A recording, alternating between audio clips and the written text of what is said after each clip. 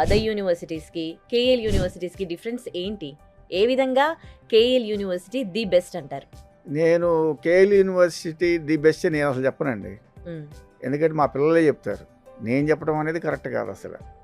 KL యూనివర్సిటీకి రండి, మీకు భవిష్యత్తు బాగుంటుందని చెప్పి నేను చెప్పడం లేదు. మా దగ్గర చదివిన స్టూడెంట్స్ దగ్గర మీ డేటా తీసుకోండి. అంటే ఎప్పుడైనా సరే అలుమిని ఎక్కడైతే చదివిన స్టూడెంట్స్ ఉంటారో, ఎక్కడైతే చదివిన స్టూడెంట్స్ సెటిల్ అయ్యారో వాళ్ళ దగ్గర నుంచి మీరు ఇన్ఫర్మేషన్ తీసుకోవాలి. ఇప్పుడు నేను యూనివర్సిటీ రిప్రజెంటేటివ్, నేను చెప్పేది మీరు నమ్మచ్చు, నమ్మకపోవచ్చు. కానీ స్టూడెంట్స్ చెప్పేది జెన్యూన్గా ఉంటుంది. గూగుల్లో మనకి ఇన్ఫర్మేషన్ ఉంటుంది.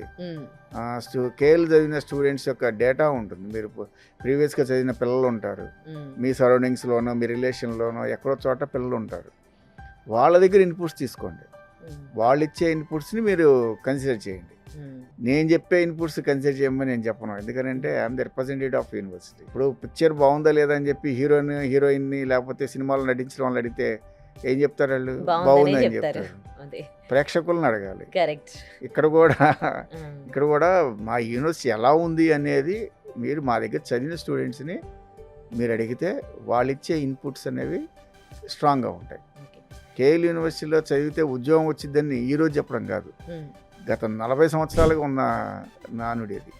అంటే ఈరోజు 1 సంవత్సరం 2 సంవత్సరాలు మాయ చేయొచ్చు, ఒక 5 సంవత్సరాలు మనం సస్టైన్ అవ్వచ్చు. కానీ గత 40 సంవత్సరాల ఒకే స్టాండర్డ్ మీద వెళ్తుంది అంటే దానికి అక్కడ బేస్ అనేది స్ట్రాంగ్ ఉంది. అక్కడ ప్లేస్మెంట్ బేస్ అనేది స్ట్రాంగ్ ఉన్న యూనివర్సిటీ మన తెలుగు రాష్ట్రాల్లో కేఎల్ యూనివర్సిటీ అనేది చెప్పడంలో ఏమాత్రం కూడా సందేహం లేదు.